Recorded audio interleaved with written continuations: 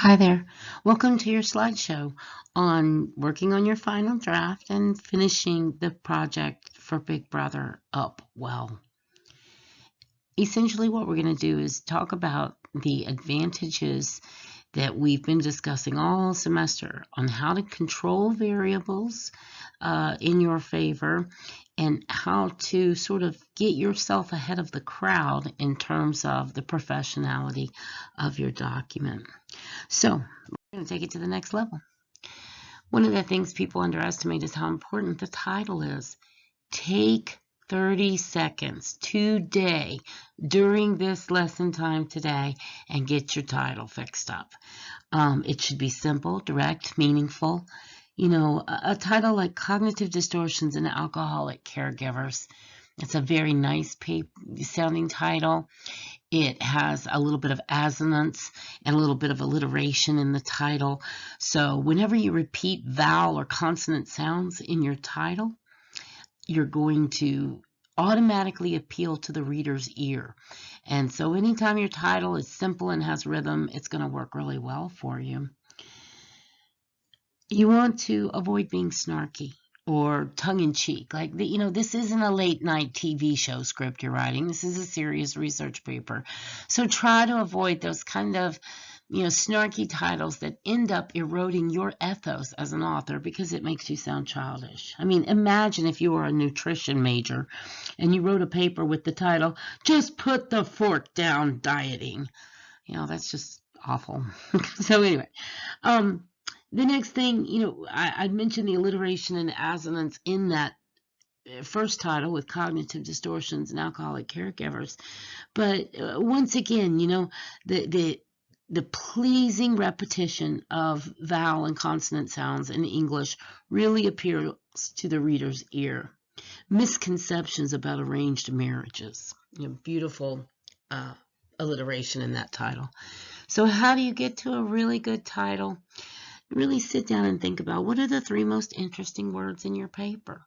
What are the 3 words that are the essence of your argument? And one great way to do this is to go hunting into your scope questions and see if maybe any of your scope questions might have that title that you need. The next once you've got a tidy little title all crafted for yourself, the next thing to do is sit down and draft it. Now, there's 2 kinds of people, right? There's express coffee pots and there's percolators. Some people have to sit down and just power through it all in one fell swoop. Both science and my common sense, as well as my experience as an instructor, tell me that that is not the optimal way to do it. And the other people are percolators, those that work on it a little bit and go away from it and come back and percolate a little more on it and come back. The idea being that they take their time and write the paper over the course of a week rather than the course of a day. Because it does show when you put it all together in one day, it just shows. That's the honest truth of it. So get all the pieces that you have together now. You've worked on these pieces and you've polished them. You should have some sort of little introduction out there. If you get to this point and you haven't really think your introduction from your critical preface is the best you've got, you can probably cannibalize a few sentences out of it to help you get started. And don't forget, if you're having trouble with that, you can go in under Unit 3 and review Introductions and Conclusions PowerPoint, and that might jumpstart you. So you take these pieces like the introduction, the scope questions, the borrowings that, because of the way this system works and the magic of our psyches, you notice that most of your borrowings answered your scope questions in checkpoint B. So you start working your way through it. Get yourself a question out there and answer it. Use that question format to get yourself a draft going. And then I think it's a great goal to just say, write 1 scope question section a day. Maybe it's a half a page, maybe it's a page or 2, maybe it's 3 pages. But I think if you do this paper in little chunks, you're going to find that you're so much more pleased with the end result. This paper may carry you on to, a scholarship application, or it might be something you might submit for a job interview. So it's a good idea to have a good sample of your writing that you've worked very hard on. Now, one thing to remember when you're putting this draft together is that it is persuasive in nature. It is an argumentative research paper.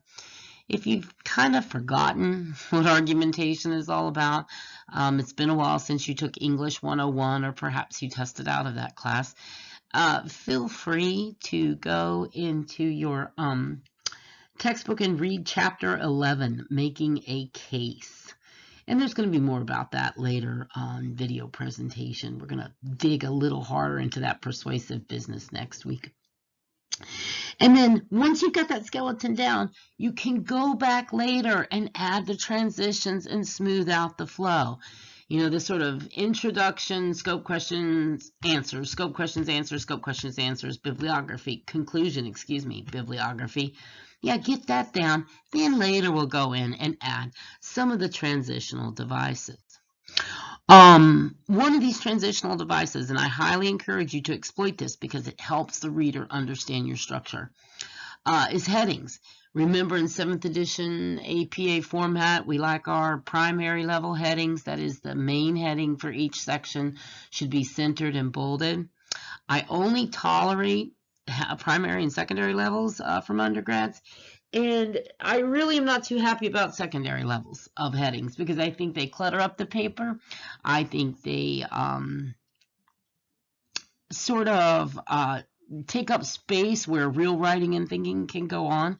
Now, if you absolutely need a secondary level of heading to keep your ideas straight and to help the reader follow you through the research forest, no problem. But I really like primary levels best, and that's the ones that you will see in your sample paper posted underneath the Big Brother folder on your class page. So ideally, you should have about 5 or 6 headings. And in these beautiful headings, centered and bolded, you can derive them from your scope questions. That is, you can start off with each section being a scope question, but then hack the head and the tail off the scope question and use words from it to create your headings. Now, this is so cool. Use the things we've talked about to your advantage. So parallelism, making things all look alike and sound alike. Use that to your advantage. Get all your headings to reflect one another in both sort of the touch and feel of it as well as grammatically. For instance, look at these 3. Evolving police use, maintaining vehicle performance, downloading trainer platforms, right? So 2 describing words, noun, 2 describing words, noun, 2 describing words, noun. When you make your headings echo one another in their grammatical structure, it lends symmetry to your paper and gives a strong feeling of organization. Now, if you really want to play dirty and you really want to take it to the next level, you take the first sentence of 2 or 3 different paragraphs in a row and you make those sentences parallel. So you have your, you sort of set up a section where you're answering a scope question. Well, the first sentence of that paragraph, have it look exactly grammatically alike to the second one. The words will be different, but the grammatical structure will be the same. Repetition used very lightly can be very effective in this particular approach. And then you can also just sort of have the first and the last sentence of your paragraphs be parallel. That is to mimic one another once again in grammatical structure. And of course, there is a PowerPoint on this underneath Unit 3 as well. And we've already done that, so we're not going to worry about it. The idea is this next level stuff was for when you're out there to just get the best grade of anyone that ever turned in a grade. All right, so next thing, checking your paragraphing. Don't sin the wall of text. You have to paragraph these babies. So if you're thinking of your scope questions as headings, those points underneath the scope questions can be thought of as paragraphs. And some things you want to check for in your paragraphing, you want to make sure they're unified. Are you going along talking about one thing and in the middle of the paragraph there's a sentence that doesn't belong? Take him out. Are you being clear about your claims? Is your evidence laid out clearly? And what those 2 things are talking about is coherence and unity. If you want to look that up in your textbook or go online to explore more. The next thing is very simple idea. When you're going along in your paper, you're drafting along, and you feel like you need to take a breath, like you've been talking or writing a long time, and literally on the page you can feel this, intake of air, that's when you go to a new paragraph. So when you shift gears on the paper, go to a new paragraph. Have a new paragraph every now and then. It helps your reader breathe as well. So next little thing you want to do, you got these great draft going on. Have you seen, revisit your introduction and conclusion. Do they still match with the paper? Does it still fit? Does it still give the reader what they need? Does the introduction pull your reader in? Does it hint to those main ideas and connect it to a bigger picture? The conclusion, we've talked about this on video lesson. Your conclusion, you always, it's sort of expected to go back and visit your main points again. But really, the thing that kicks it to the next level is for you to connect your idea to a bigger picture. So an example would be when we talk about a topic like cybersecurity. And if the paper deals with it on a national level, well, we can extrapolate that to say, wow, cybersecurity must be really important to individual people. So anytime you take your topic and you connect it to a bigger picture, something beyond the paper in the conclusion, it's going to work well. And then, of course, that conclusion, it's got to ring true. It's got to have, the sort of dignity of statement that has science behind it and has logic behind it. Don't forget to check on Mr. Thesis Statement. The original thesis statement we came up with in Checkpoint A may not fit. It's been home eating during the quarantine and has probably gained weight. So check that thesis statement and do what you have to do to make it fit your draft. Okay, so this is the hard part. Once you got your intro, you got your sections, it's looking like a draft, you got to get that APA stuff down, and here's the ticket. Actually make yourself sit down for 30 minutes, no matter what, and check the APA stuff. Double check the formats, go on websites, cross-reference, do what you have to do to get those format troubles taken care of. No, it will not be the most interesting half hour of your life, I can guarantee it. But it will definitely keep you from getting nicked for little points on the Big Brother paper.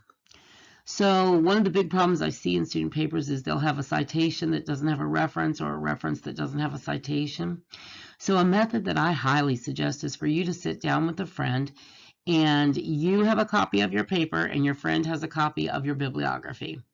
And so you read the paper out loud or you read the citations out loud and you say, Whitman 2012, and your friend looks on the reference page and sees if you have Whitman. And you literally go through you reading it off, have your friend check them off as you read them off. And if you find that you have a citation that doesn't have a bibliographic entry, you'll need to add one, and vice versa. You cannot have just blank bibliographic entries that pad or fill your reference page that are not used in the paper proper.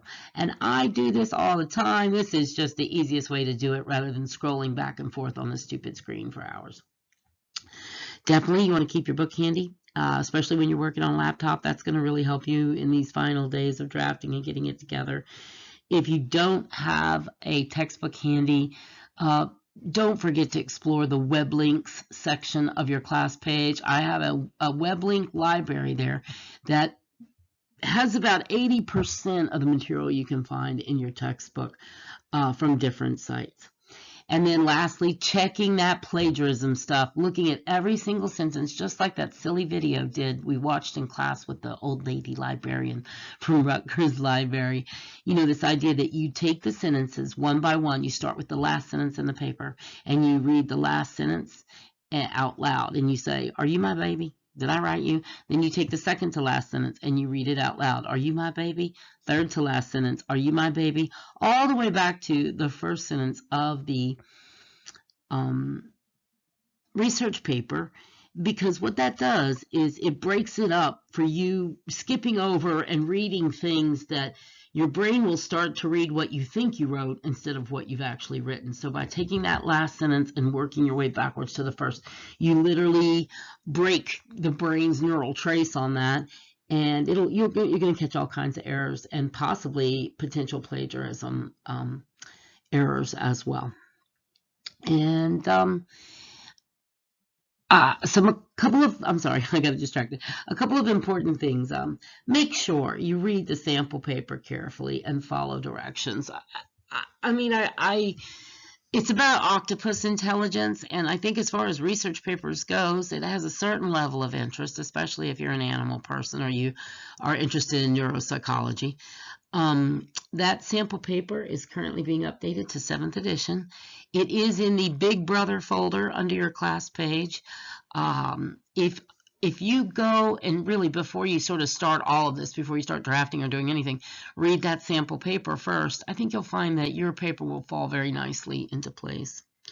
So writing assignment 4, the Big Bother paper, is due the 24th of April with no exceptions. I've been pretty flex about deadlines, and I'm still going to be that way up to this point.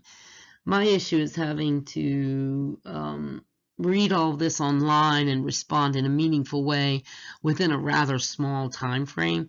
So no exceptions.